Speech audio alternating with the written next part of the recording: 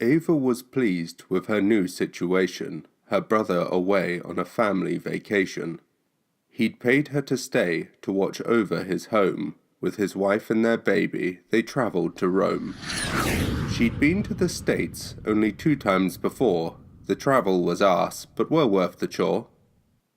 The mountains and forests were sights to behold, but she couldn't get used to the sheer freaking cold. Her brother set off and gave her the keys. Just don't make a mess and you can do as you please. Exactly her plan, there were standards to meet, but for the first day she'd put up her feet. The place to herself, feeling comfy and free, she ate what she wanted and watched too much TV. Her shows running on, her cup runneth dry, so she made for the kitchen for a snack resupply. She scavenged the fridge, there was much to decide, when her eyes were then drawn to some movement outside. Ava stood still and glared at the glass. Was this all real, or just a visual farce? Leaving the kitchen, she made for a switch to light up the garden from night's darkest pitch. Light filled the yard, and Ava looked round, but noticed no movement and barely a sound. Then as she scanned, she was caught by surprise, by the glimmers of light from 2 shining eyes. Quiet and still was a small and black dog, just staring at Ava from the light evening fog. Her fear went away, and she chuckled a bit. Ava opened the door and called out to it. Offering warmth from the dark and the cold, the dog dashed inside. It was clearly sold. Locking the door, she turned back to find the dog sitting still as it whimpered and whined. Ava walked over and reached out for a pet, but it snapped at her hand, which left her offset. She pulled back her hand, and the dog backed away. It shook for a moment. It was clearly a stray. Still clutching the bite, the dog approached slow. It licked at her hand and whined soft and low. Ava just smiled. It must have been scared, outside in the cold for as long as it fared. There wasn't a collar, no info or name, not one single clue from where it had came. She fetched it some water and something to eat. Both went to the couch and then shared a seat. It snuggled up close, much to Ava's delight. It followed her around, so she was always in sight. The hours passed on, and Ava felt tired. A decent night's rest is what she desired. She headed upstairs, for the guest bed she'd go, with her new furry friend always keeping in tow. As she lay down, the dog sat by the bed. It wouldn't jump up, so she patted its head. It shortly lay down. As she petted its fur, it let out a sigh and just stared at her. Her eyes feeling heavy as exhaustion ran deep, comfort took hold and she soon fell asleep.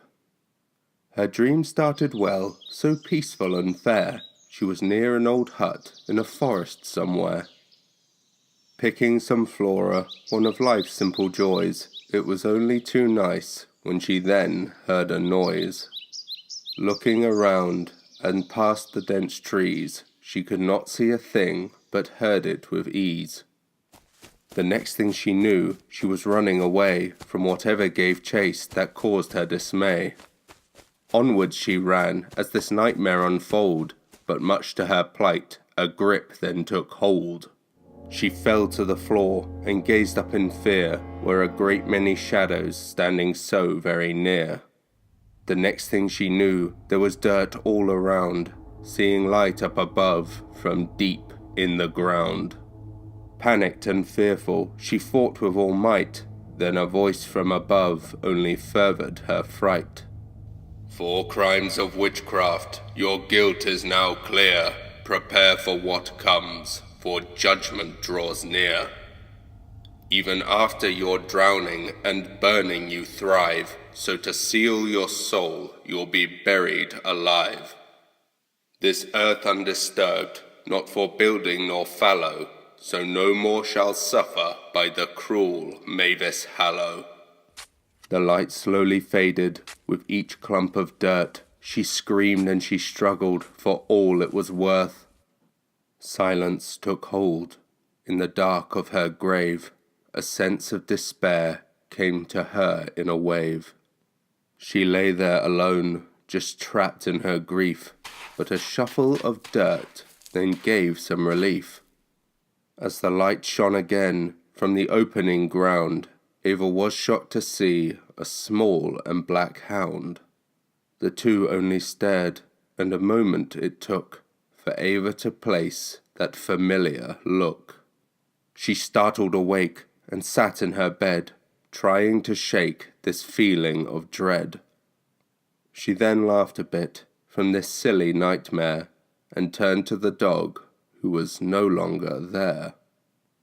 Ava looked round for the dog's chosen path, when from the foot of her bed came a terrible laugh. Turning her head where an old woman stood, dressed in all black and draped in a hood.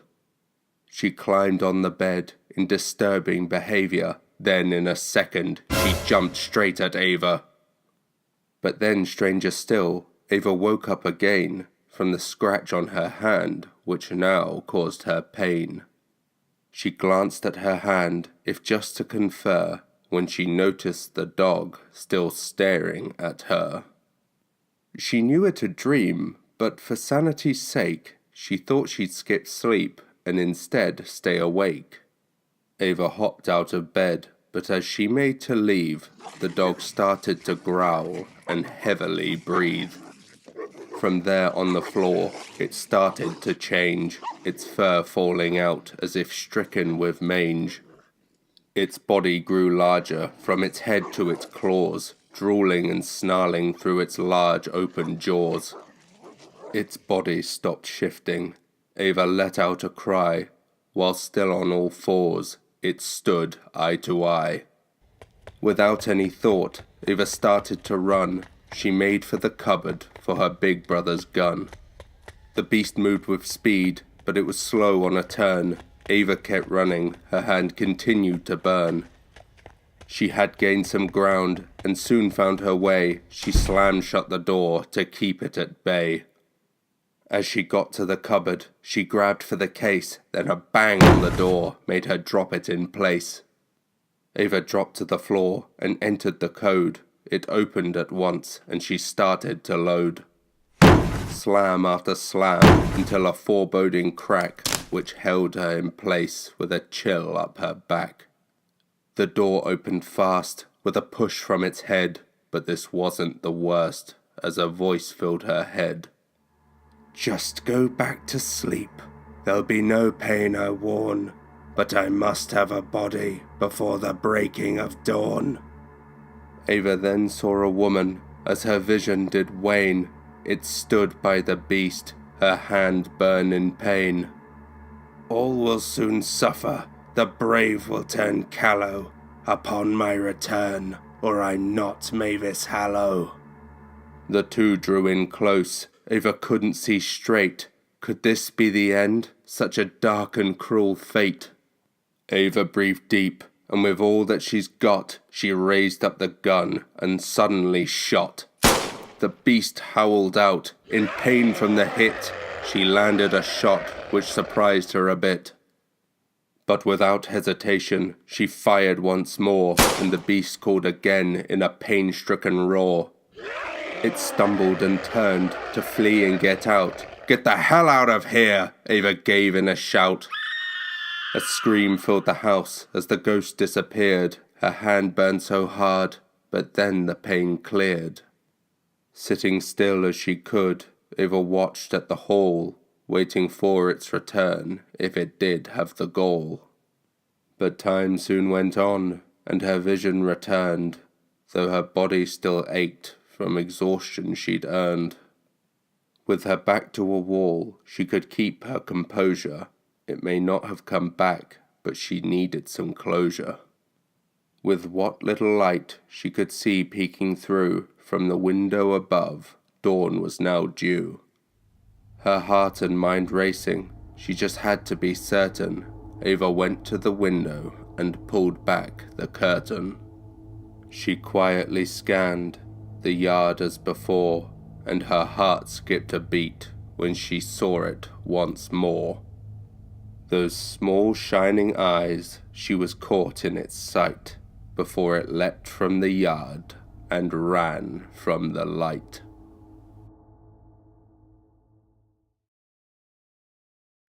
Good day, I'm Jar19 and thank you for listening. So, what did you think of Hallow's Hound? Hopefully we'll have you watching your furry friends a little more carefully. Remember, they've seen you do some pretty messed up stuff when you thought no one was watching. Just food for thought. This was a fun one to write, as it was more about the creature associated with the real danger than the main threat itself, which I enjoyed. I hope that you enjoyed today's video. If you did, then perhaps subscribe, leave a like, and if you're feeling particularly cheeky, maybe even a comment. I do hope that you'll join me again. Stay safe, sleep well, but remember, here we make monsters.